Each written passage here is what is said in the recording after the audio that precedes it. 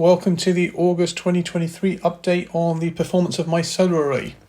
Right, first of all the disclaimer, please pause and read. I'm not an expert, there could be mistakes in what I see. Also, the tariffs from Octopus are getting cheaper. They now offer a fixed tariff, and you're now allowed to have a smart import tariff and a smart export tariff at the same time. So I'm going to talk a bit more about that later on, but there are many good reasons to join Octopus. So if you want to switch, you're welcome to use the link that you see here on the screen or give them a call and quote that reference number. Both you and I will get £50 off the next bill. Okay, let's look at the headlines. So over the life of having solar power, we have now produced 11.733 megawatt hours of free electricity. Year to date, we have produced 5,549. This is compared to 4,941 the year before, so we're up 608 kilowatt hours, which is about 12%. Like I always say, we have 4 extra solar panels more or less facing south, so the difference is mostly attributed to them. Net import for electricity, this year we have imported 3,716 kilowatt hours. This time last year we were on 934, which means we are up by 2,782 or 297%. So that is massive, but it is because last year we had free credit to charge our electric car from the grid. This year we don't, and this year we are driving significantly more using this car because we've got rid of some of our other diesel cars. But the key thing is that the bulk of that electricity import is during off-peak hours. So we are paying a quarter of the price. Looking at gas, this year we have imported 19,190 kilowatt hours. Compared to this time last year, we were on 19,514. So we are down 324 kilowatt hours or 1.7%. So again, this is mostly because we are fine-tuning and tinkering with our system to try and get the consumption down. I would say this summer hasn't been as warm as last summer, so we're probably using a bit more gas, but that's what it is. CapEx is still the same. We haven't spent any more money this year, and OPEX savings are now up at £3,842.56 grand total. This time last year we were on 1,572, which means we have saved £2,270 year to date, or up 144%. So this is really good, and the bulk of this is coming from the fact that we have a second battery installed, and that we are better using the eddy, and that we have extra solar panels, and that we're using the electric car a lot more than last year. So this is all good news. Right, moving on, let's look at the production for the month of August. So we produced 858.6 kilowatt hours, we exported 65.2, we imported 249.8, meaning our house used about 1 megawatt hour in total. Here's the distribution from the graph, so a solid contribution on the majority of days. Overall, we required the grid for 24% of our consumption, but keep in mind, you can see from the graph, we have 6 key days where we had a lot of import. This is us charging the car from the grid, and then a little bit of trickle here and there on other days. So if we remove those from the equation, then we are basically not importing anything from the grid. Here you can see on the right hand side the production from each panel.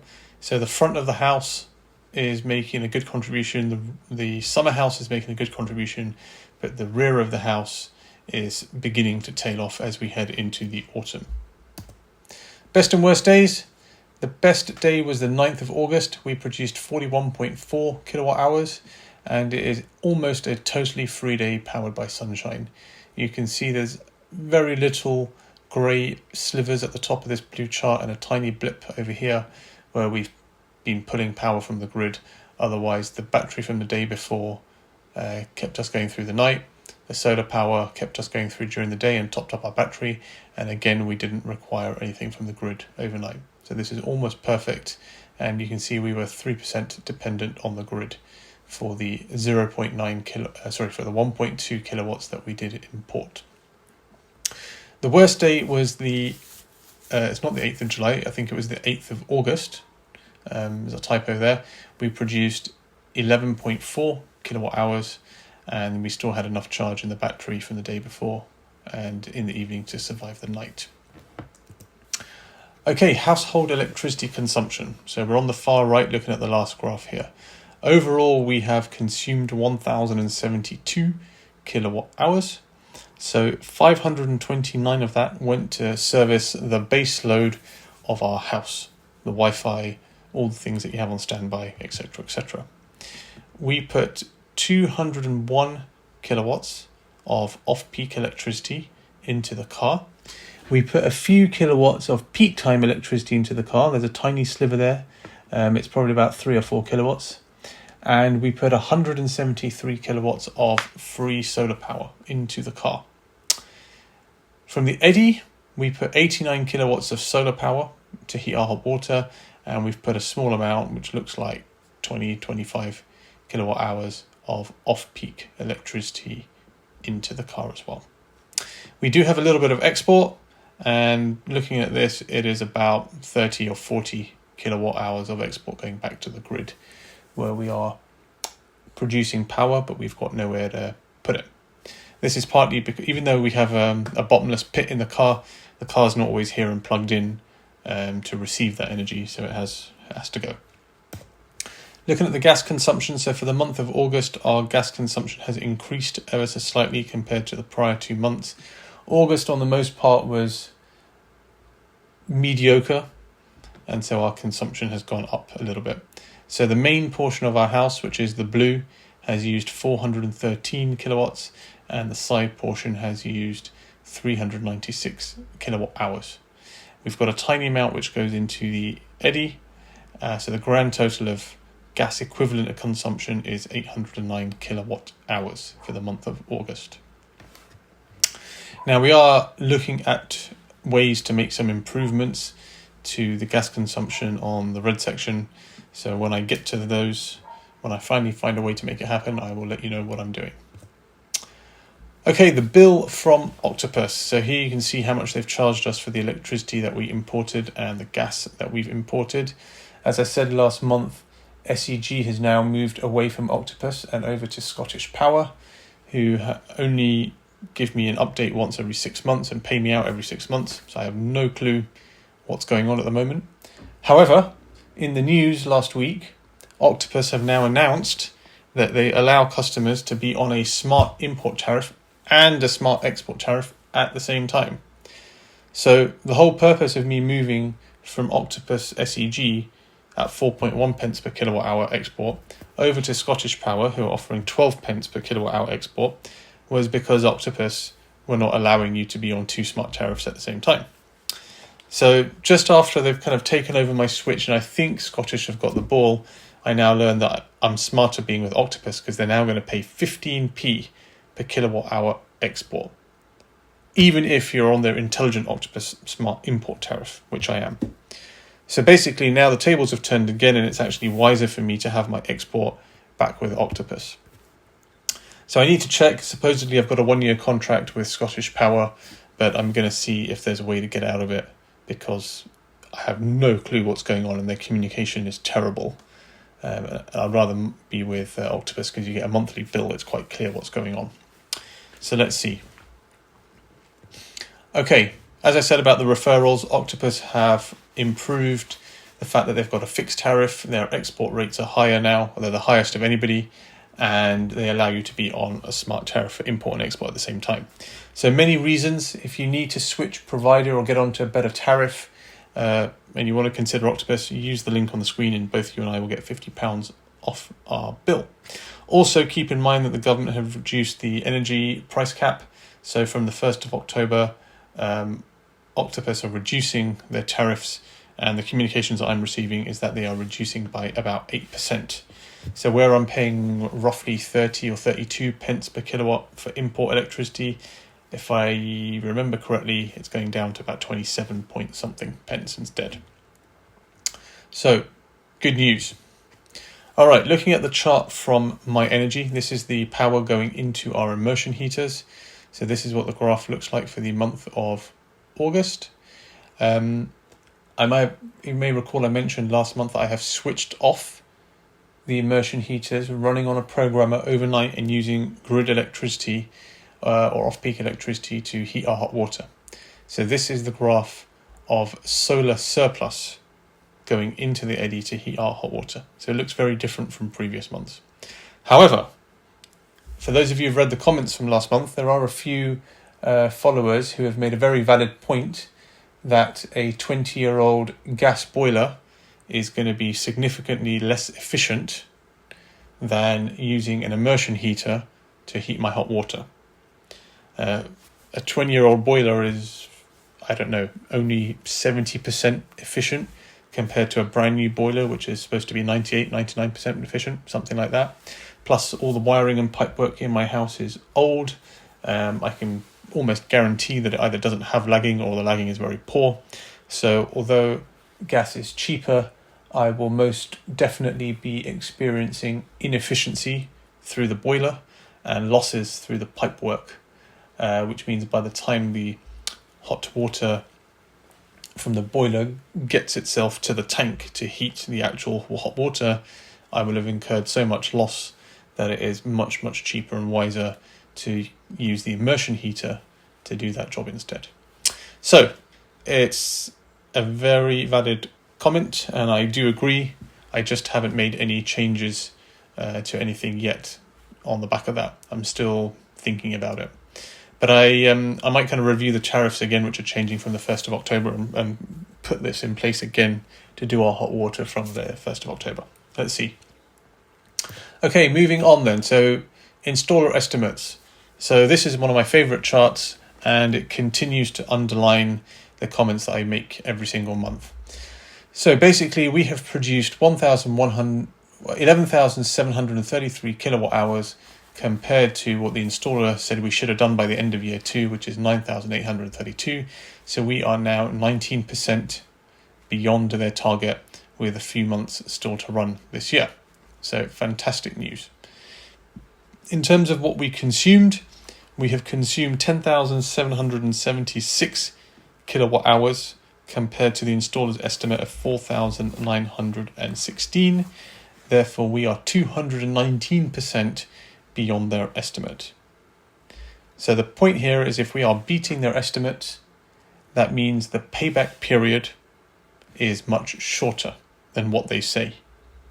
So those of you who have been kind of watching and listening carefully and are interested in getting solar, but you keep on getting quotes and finding out that it's too expensive, my point here is that the installer's quotes are always significantly less optimistic than reality. And in my case, they always seem to say that it takes about 18 years roughly to pay back and break even on a solar installation. Well, when you add on a battery, or you add on 2 batteries, and you add on an EV, and you add on an electric car, you are much smarter and you're utilizing all of this solar power much better. And in my case, you'll see in a minute that the payback period is forecasting to be somewhere between 6 and 7 years. Okay, and when it's 6 and 7 years, the financial investment, the payback, the whole calculation, the return on investment is significantly different.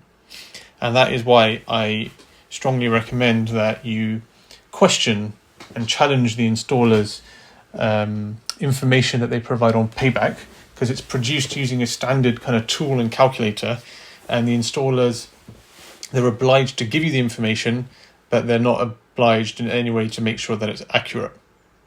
So my point is, don't blindly believe those documents that you receive from them. Do your own calculations. Use me as a reference point, and there's many other followers who always comment on my videos who have their own solar panels installed and produce similar results to me or better results because they have a fully south-facing roof. So you can see that there's quite a few people in addition to me who've got their system set up correctly and optimized, and their payback period is also significantly less than whatever their installers told them. Okay, let's look at the big pivot table. So we're looking at the column to the far right, August 2023. So let's read out the numbers. So solar production, 858 kilowatt hours. Export, 68 kilowatt hours. Therefore, total solar consumption was at 790 kilowatt hours. Of that, 528 went into the house, 88 went into the eddy, and 173 went into the car. In terms of import from the grid, we imported 281 kilowatt hours of electricity and 809 kilowatt hours of gas. CapEx has remained the same. There's been no more expenditure. Our unit rates have stayed the same, and I continue to highlight the price of the export because I've got no idea what the exact price that Scottish are offering me actually is, and so these numbers are wrong. When I finally get a bid out of them, I will update you. In terms of savings then, so the rest of the numbers are monetary amounts. So by using free solar power, we have saved ourselves £164 worth of electricity that we would have otherwise purchased from the grid. Octopus Go has actually cost us, or not Octopus Go, but Intelligent Octopus has actually cost us £3.55 this month. This is where we are using off-peak electricity to heat our water, even though gas has become cheaper. So it's actually cost us £3.55 according to this. But this doesn't take into effect the losses in the system because I've got no accurate way of calculating that. I don't know how much energy went into heating the hot water feed at the boiler, and then how much of that energy made it to the actual water tank and how much was lost on the way. So although on the face of it I'm calculating a loss, I'm probably not having a loss because using the immersion heater is more efficient. Okay, having an eddy has saved me £6.56. Using the eddy overnight has cost me 4p. Sorry, this £3.55 actually belongs here. This cost of £3.55 is charging the battery through the night. It's cost me a little bit of money. So I think there were probably a few days where I needed battery power, probably to top up the car, so I was charging the battery even though we don't need it, something like that. Okay, as I said, the savings by having export are based on the Octopus Go tariff, but we know that's wrong. It should be a bigger number, and I'll update that when I know what they are. Looking at the car, we saved £12.83 by using free solar power to charge the car. We did not do any peak time charging. We imported £15 worth of off-peak electricity, and we spent £41 using public electricity. So overall, the equivalent amount of driving would have cost us £358 worth of diesel, and therefore, when you net all of these numbers, we have saved ourselves £315 by having an EV. So total savings for the month were £484. That takes our cumulative total to £6,655, and therefore we have a balance of £16,835 until we hit break even. And we have therefore paid back, the number's missing for some reason, but it's going to be about 28% of our system. I'll fix that for next time. And finally, moving on to the payback graph. Again, this is the line that we care about. This is the sum of all the OPEX savings, and we want this green line to catch up with this blue line up here. So we are about 1 year and 3/4 in, and we have we've got past a quarter. So if you do the maths on a straight line basis, we are going to break even somewhere between year 6 and year 7. All right, so I believe that is it. So it's all good news this month. Keep in mind the Octopus tariffs. If you've got caught out like me and started switching, then see if you can cancel it, because it is wiser to stay with Octopus. And overall, it is much easier to work with them compared to Scottish Power. Until the next time, catch you later. Feel free to comment, like, subscribe. Let's hear how some of you guys are getting on. And if you want me to make any kind of videos about the system which are not my monthly updates, please leave a comment and I'll try and do it. So I see that those are usually more popular than these monthly update videos. All right, signing off until the next time.